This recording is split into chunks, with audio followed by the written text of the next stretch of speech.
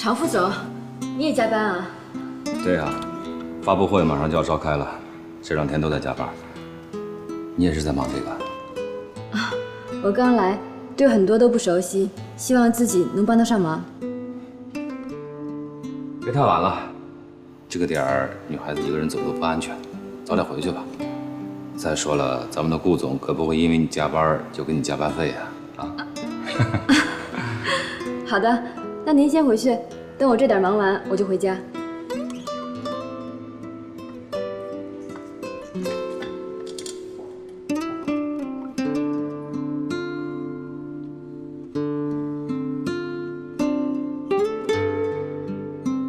怎么办？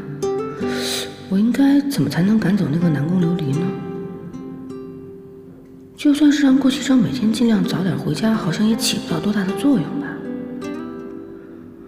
那个南宫琉璃是什么人呢？为什么贺锦熙一定要让我赶走他呢？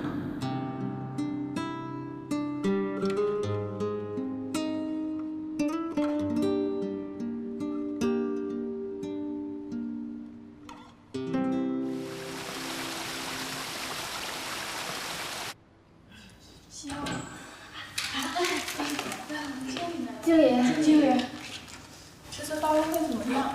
怎么样？准备的呀？这次发布会圆满成功！太好了！没有白费。咱们啊，这段时间的功夫都没有白费。我们倒还好，倒是南宫这几天一直忙着辛苦加班呢。哎呦，可不是嘛！南宫工作能力这么强，长得还这么漂亮，这次人事啊可算是慧眼识珠，给咱们找到个这么好的。这次发布会的成功，南宫居功至伟，恭喜恭喜！经理、王姐、李姐，你们都别夸我，这次功劳不是我自己的，是大家的。好了好了，我听常副总说，这次发布会成功之后，他会跟顾总商量商量，咱们全面调薪。哎呦，可算了吧，谁知道顾总怎么想的呀？我听说人事可提过好几次了，从来没成功过。那得，咱们不说这个，今天晚上我请客，你们好好想想，你们想吃什么，好不好？好。我要吃烧烤。